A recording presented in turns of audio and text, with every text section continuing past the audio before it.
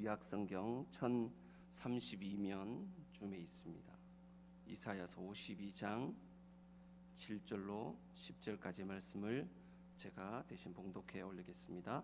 좋은 소식을 전하며 평화를 공표하며 복된 좋은 소식을 가져오며 구원을 공포하며 시온을 향하여 이르기를 네 하나님이 통치하신다 하는 자의 산을 넘는 발이 어찌 그리 아름다운가. 내 파수꾼들의 소리로다. 그들이 소리를 높여 일제히 노래하니 이는 여호와께서 시온으로 돌아오실 때에 그들의 눈이 마주 보리로다. 너 예루살렘의 황폐한 곳들아 기쁜 소리를 내어 함께 노래할지어다. 이는 여호와께서 그의 백성을 위로하셨고 예루살렘을 구속하셨음이라. 여호와께서 열방의 목전에서 그의 거룩한 발을 나타내셨으므로 땅끝까지도 모두 우리 하나님의 구원을 보았도다. 아멘. 왜 구원인가?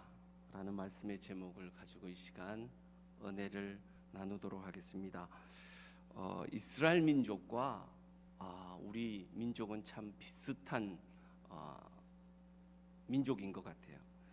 이제 이틀 뒤면 우리에게는 굉장히 큰 공휴일이지만 굉장히 뜻깊은 날이 되죠. 8월 15일입니다. 8월 15일은 일제 식민지 치하 35년 하고도 8개월 동안 있었던 곳에서 광복된 그런 날이에요. 그게 벌써 72년 전의 일이었습니다. 이스라엘 민족도 그런 포로의 삶을 살았던 민족입니다. 그래서 그 포로된 삶을 살던 이 민족이 어떻게 하나님의 구원의 은혜를 얻고 하나님께서 주시는 놀라운 구원의 은혜 가운데 살게 되는가, 또 그 가운데에 하나님이 어떻게 그 민족을 통해 움직이시는가 하는 것들을 우리는 잘 보게 됩니다. 특별히 오늘 주신 본문의 말씀 속에 바로 하나님이 어떻게 구원을 우리에게 허락하시는가, 또 왜 우리에게 허락하시는가, 그리고 또 그 구원의 은혜가 어떤 것인가를 우리에게 다시 한번 일깨워주는 귀한 말씀인 줄로 믿습니다. 오늘 우리 이 본문은 먼저 구원의 주요 창조의 주인 하나님께서 직접 나타나시는, 그래서 그것을 기뻐하며 노래하는 웅장한 찬양의 시가 되겠습니다. 이 여호와 하나님의 현현은 전쟁터에 출전한 왕이 큰 승리를 거두고 개선하여 바벨론으로부터 예루살렘으로 귀환하는 개선 행진의 장면같이 묘사되고 있습니다. 이 개선 행진의 장면은 세 가지로 오늘 본문 속에 나타납니다. 첫 번째로 7절 말씀에 개선하는 왕을 앞질러 달려와서 개선 왕의 임박한 도래를 알리는 전령이 발빠르게 산 위를 달려와 승리의 소식을, 즉 기쁜 소식을 전하는 장면입니다. 이 전령이 전하는 기쁜 소식은 구체적으로 평화와 구원입니다. 여호와께서 왕으로 통치하신다 하는 것입니다. 이 기쁜 소식, 즉 복음은 평화의 구원이란 오직 여호와 하나님의 통치권이 수립될 때에만 이루어지는 것입니다. 이 말은 구원과 평화는 오직 여호와 하나님께 속한 것이다. 그렇게 시편 기자는 3편 8절에 얘기하고 있습니다. 이는 또한 인간의 구원과 참 평화는 전적으로 절대 주권자이신 하나님께 속했다, 달렸다는 말이기도 합니다. 이것이 개선 행진의 첫 번째 장면이요 찬양의 내용입니다. 두 번째는 8절 말씀입니다. 파수꾼들이 찬양하는 모습이에요. 파수꾼들이 기뻐하며 소리를 높여 찬양하고 있습니다. 파수꾼들의 찬양은 여호와 하나님께서 개선 왕이 되셔서 시온으로 돌아오시는 그 황홀한 하나님의 모습을 마주보게 되었다라고 그렇게 8절에 기록하고 있습니다. 감격으로 용솟음쳐 나온 그런 찬양입니다.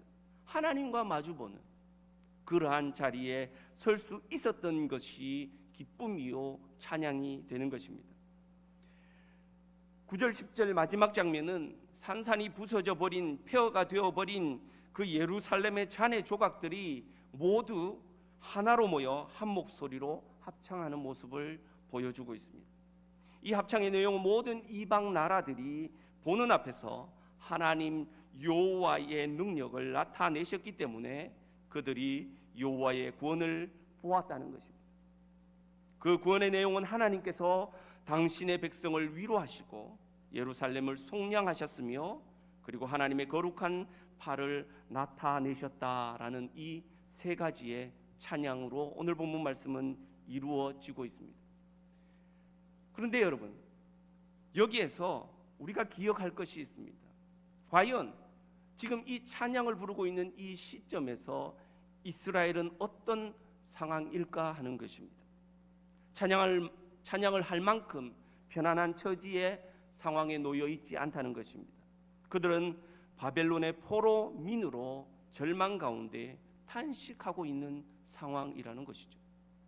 시편 기자는 137편 1, 2절에 이렇게 기록하고 있습니다. 그들은 바벨론의 강변 곳곳에 앉아서 시온을 생각하면서 울었습니다. 그들은 더 이상 여호와를 찬양하지 않고 수금을 포도나무에 걸어놓았다. 그렇게 기록하고 있습니다. 비전이 없는 것이죠. 절망밖에는 남아있는 것이 없습니다. 그래서 그들이 타는 악기조차도 그냥 나무에 걸쳐놓고 포기하는 삶. 바벨론의 침략과 예루살렘의 초토화 그리고 반세기가 넘는 기간 동안 이스라엘의 바벨론의 포로 생활, 그것은 그들에게 절망이며 죽음과 같은 것이었습니다. 에스겔은 이스라엘의 절망과 죽음과 같은 상태를 37장 11절에 이렇게 기록합니다. 우리의 뼈들이 말랐고 우리의 소망은 없어졌으니 우리는 다 멸절되었다. 그렇게 고백하고 있습니다. 이같이 이스라엘의 절망과 죽음은 곧 하나님의 죽음과 다를 바가 없는 것으로 비유되고 있습니다. 시편 42편 10절에 내 뼈를 찌르는 칼같이 내 대적이 나를 비방하여 늘 내게 말하기를 내 하나님이 어디 있느냐라고 하도다.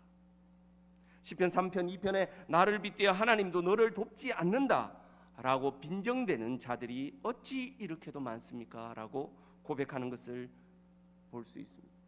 바로 이런 탄식은 어려운 상황에 있는 이스라엘을 돕지 못하는 하나님은 살아 계시지 않은, 다시 말하면 죽은 하나님이 아닌가라고 조롱하는 것에 대한 탄식이라고 하겠습니다. 이는 곧 그 어려운 상황에 개입하셔서 능력을 행치 않으시고 숨어 계시는 하나님으로 비유되고 있고, 또한 그것을 통해서 이스라엘 민족은 탄식하고 있다 하겠습니다. 하지만 여러분, 오늘 우리의 본문은 이 같은 이스라엘의 절대 절명의 좌절과 죽음과 다를 바 없는 이 상황, 그 누구도 전혀 예기치 못할 때에 여호와 하나님의 개입으로 인해서 완전히 반전되는 상황을 우리에게 말해주고 있습니다. 그 반전된 상황에는 이미 앞서 언급한 바와 같이 탄식이 아닌 찬양으로, 좌절이 아닌 희망으로, 죽음이 아닌 구원과 생명의 상황으로 반전된다는 것입니다. 이같이 여호와 하나님의 역사적인 개입은 그동안 숨어 계신 하나님께서 이제 역사 속에 나타나신, 그리고 그들 가운데 계시하신 하나님을 오늘 말하고 있습니다. 이 계시한 하나님은 곧 여호와께서 시온으로 돌아오시는 사건으로 구체화되고 있습니다. 또한 이 사건은 새로운 복음 선포의 사건이며 새롭게 시작하신 하나님의 일인 것입니다.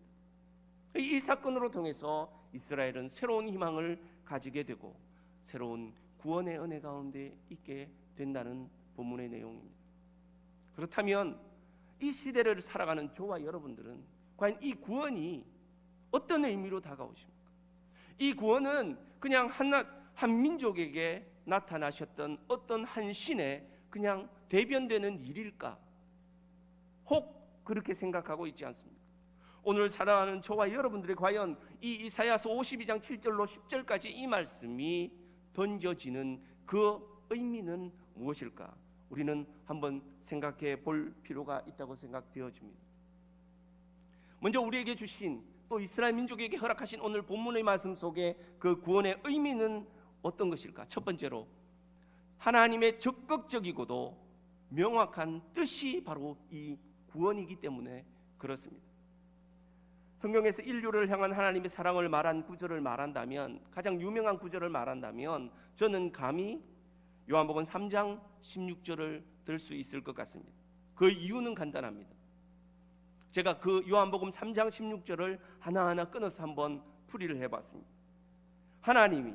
이 하나님은 천상천하 최고의 존재이며 유일한 참 하나님이시라는 것. 세상을 하나님의 사랑의 범위가 모든 민족과 인종을 다 포함하고 있다는 내용입니다.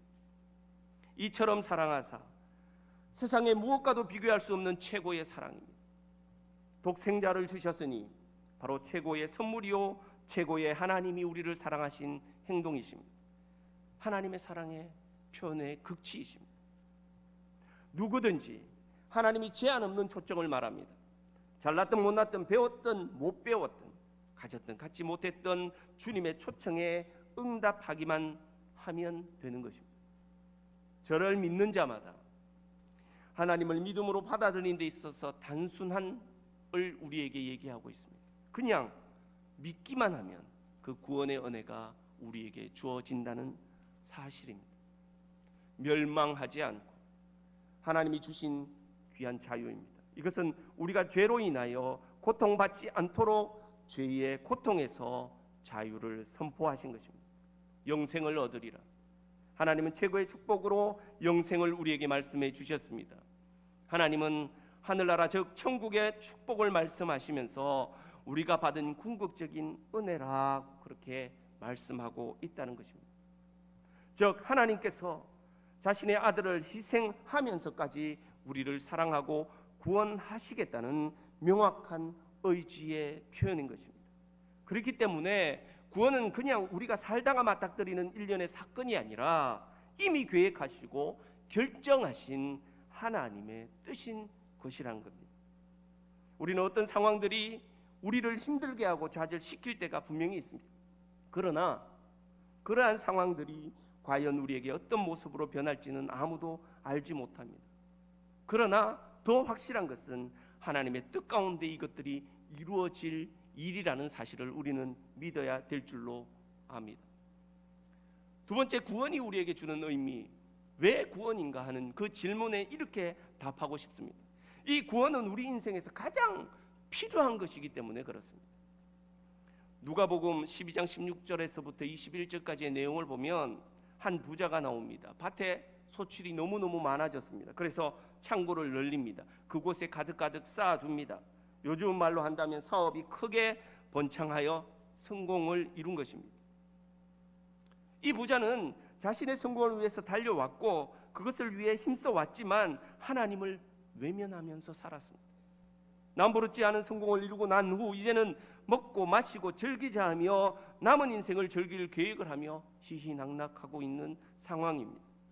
그때 하나님이 그의 영혼을 불러가면 그 쌓아둔 재물이 네 것이 되겠느냐, 네 것이 되겠느냐 하시면서 하나님은 그를 어리석은 자라고 표현하고 있습니다.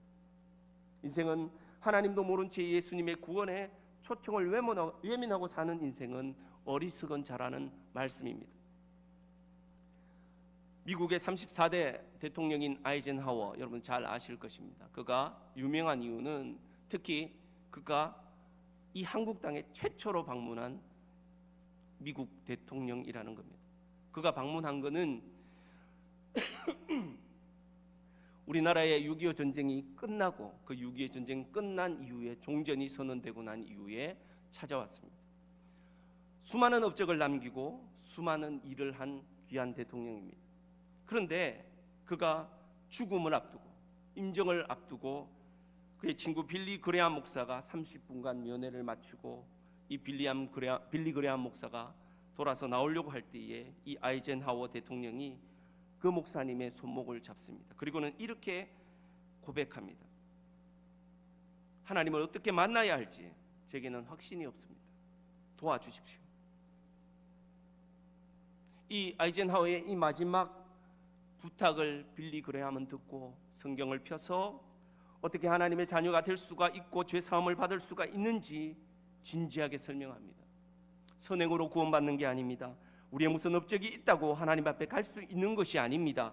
우리의 모든 노력이 죄의 문제를 해결할 수 없기 때문에 하나님의 독생자 예수 그리스도를 보내주셨습니다. 내 모든 지나간 날의 죄를 회개하고 예수 그리스도를 나의 구주와 주님으로 영접하는 그 순간, 그분을 믿는 순간 당신은 하나님의 자녀가 될 수 있습니다. 이렇게 말씀을 전했습니다. 그리고 빌리 그레함 목사의 인도로 주 예수 그리스도를 구주와 주님으로 고백하고 영접하는 기도를 올렸습니다. 그리고 기도가 끝날 때에 아이젠하워가 마지막 말을 남깁니다. 빌리, 감사하오. 나는 이제 준비가 되었어. 여러분, 아무리 훌륭한 업적을 쌓고 위대한 사람이었다 하더라도 그 마음속에 하나님이 없다면, 그 마음속에 나를 구원해 주신 그 구원자 예수 그리스도에 대한 믿음과 신뢰가 없다면 우리 인생은 실패한 인생이요 어리석은 인생일 수밖에 없습니다. 아무리 초라하고 남들이 보기에는 불쌍해 보이고 세상 가운데 너무 존재 가치가 없어 보이는 사람이라 할지라도, 하지만 그 마음속에 예수 그리스도의 은혜가 있고 예수 그리스도를 믿는 믿음만 있다면 그는 세상 어떤 부자보다, 세상 어떤 잘난 사람보다 더 귀한 하나님의 백성이 되는 줄로 믿습니다. 세 번째로, 구원은 어떤 것인가? 구원은 어떤 것인가? 구원은 이런 것입니다.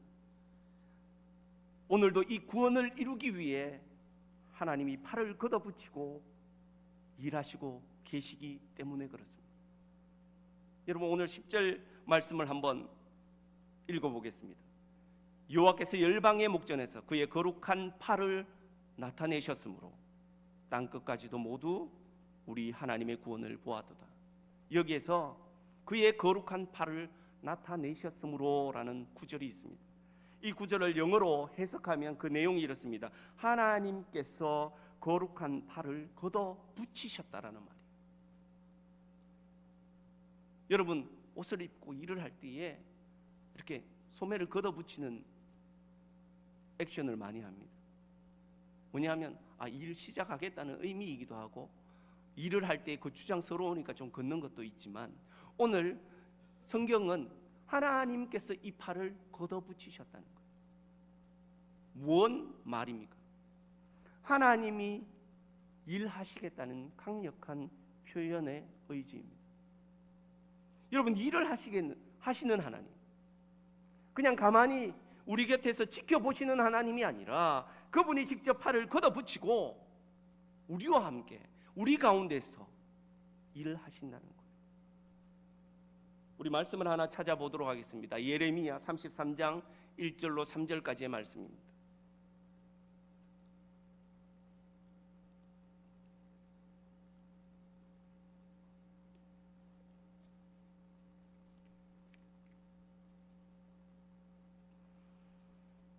예레미야 33장 1절로 3절까지 우리 한 목소리를 읽어보겠습니다. 시작.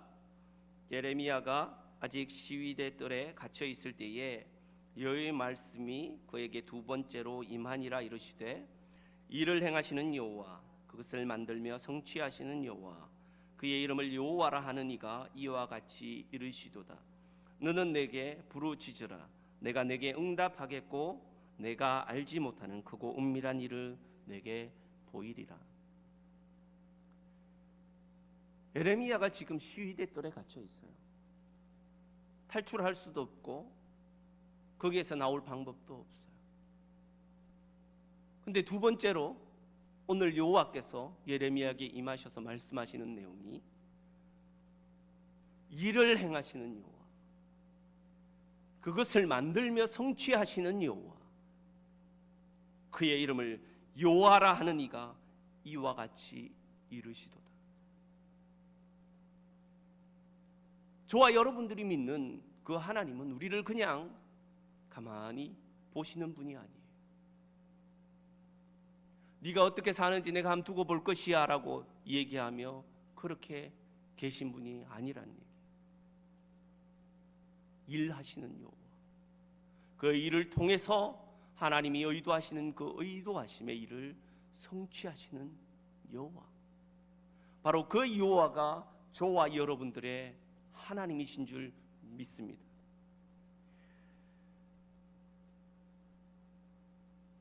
우간다 한인교회 목사님을 만났습니다. 그 목사님으로부터 하나의 간증 얘기를 들었습니다.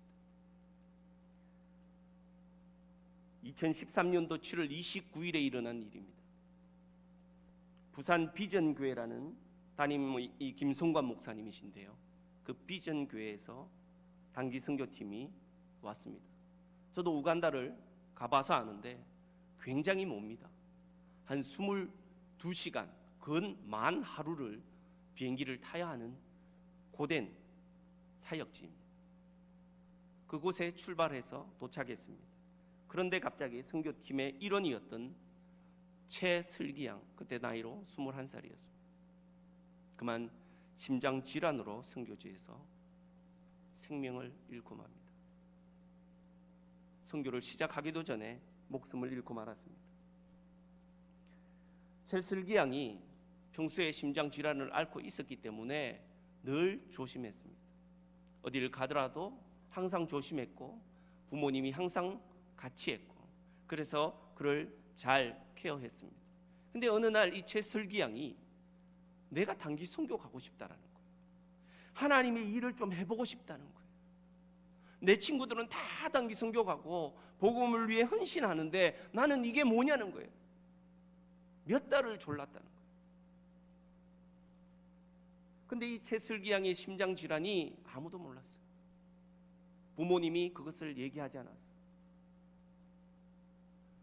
너무나 강하게 이 슬기 양이 단기 선교에 대한 희망을 비추었고 의지를 비췄기 때문에 이 부모님은 할 수 없이 목사님을 찾아 뵙고 슬기 양의 병을 이야기하고 협조를 구했습니다.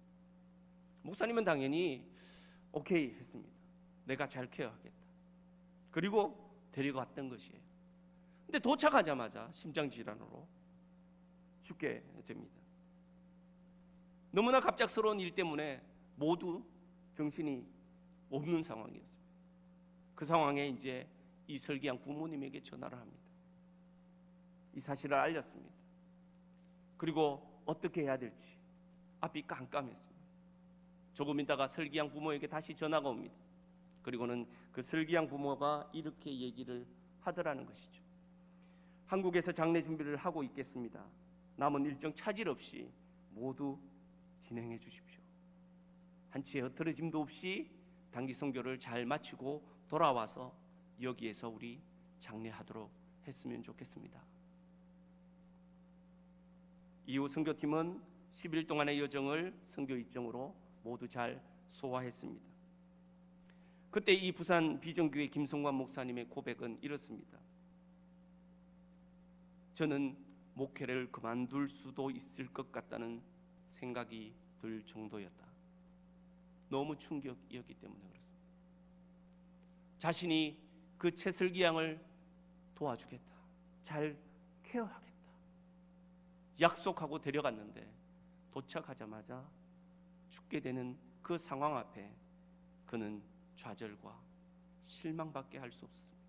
과연 내가 믿는 하나님이 살아계신가? 나쁜 짓 한 것도 아닌데.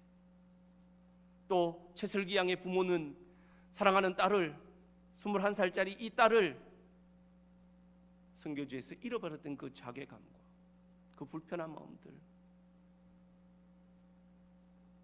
과연 하나님이 이 땅에 살아계셔서 나와 함께 하시는가? 그 좌절과 그 치밀어 오르는 배신감,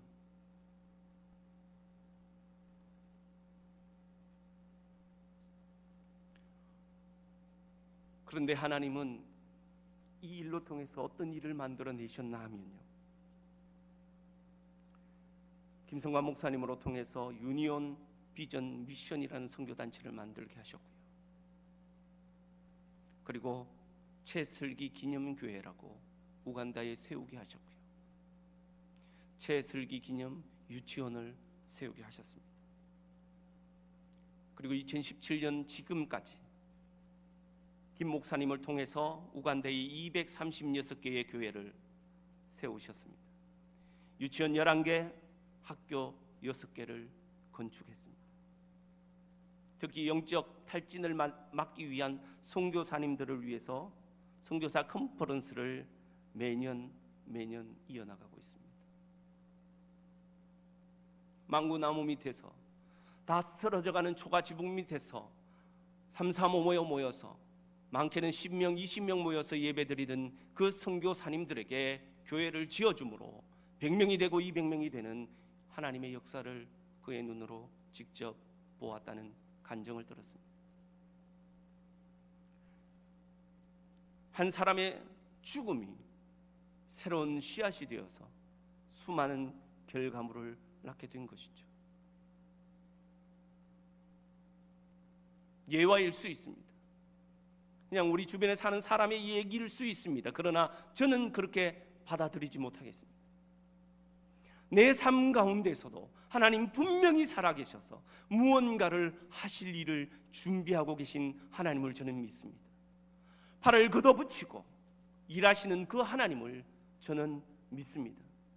그 일을 성취하시기 위해 끊임없이 하나님 스스로가 우리 가운데 역사하시는 하나님이신 줄 저는 믿습니다. 바라건대 한 주간을 사는 우리 부강의 성도들이 정말 하나님의 그 은혜로움, 그 구원의 역사하심, 그것을 위해서 힘써 달려가시는 하나님의 그 팔을 걷어붙임과 같은 은혜를 받아 누리시는 저와 여러분들 되셨으면 좋겠습니다. 그래서 한 주간이 정말 기쁨이 넘치고 하나님이 나를 도와주셔 살아계셔서 나와 함께 하셔 그 구원의 의미를 되새기는 귀한 한 주간 되시기를 주님의 이름으로 축복합니다. 주신 말씀 생각하시면서 한 2-3분간 동성으로 기도하겠습니다. 하나님 아버지 감사합니다. 이 시간에 하나님의 귀한 말씀을 통해서 왜 우리에게 구원을 허락하셨는지 또 그 구원의 의미가 우리에게 어떤 의미로 다가오는지 깨닫게 하시니 감사합니다.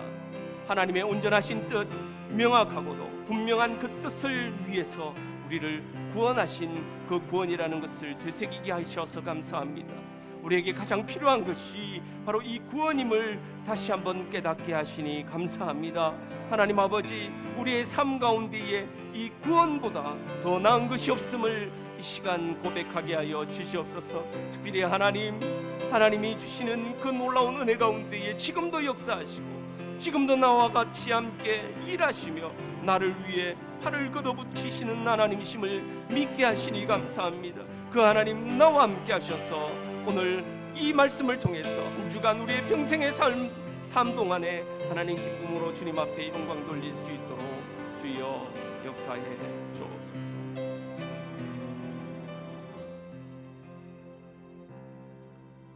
은혜 많으신 하나님 감사합니다. 우리에게 구원을 주신 그 하나님의 명확한 뜻, 그리고 우리에게 가장 필요한 것으로 채우시는 그 하나님의 놀라운 은혜, 또한 지금도 팔을 걷어붙이고 우리 가운데 일하시는 그 하나님을 생각하며 그 일을 성취하시는 하나님을 믿으며 달려가는 하나님의 귀한 백성들 다 되게 해 주옵소서. 감사하며 예수님 이름으로 기도드리옵나이다. 아멘. 지금은 우리 주 예수 그리스도의 은혜와 하나님의 한량없으신 사랑하심과 성령님의 감화 감동 위로 교통하심이 오늘 하나님의 구원하시는 은혜를 마음껏 누리기 원하는 사랑하는 부강의 성도들 머리 위에와 교회와 각 나라 가운데 세우신 선교사님 위에 이 나라 위에 이제로부터 영원토록 함께 있을지어다. 아멘.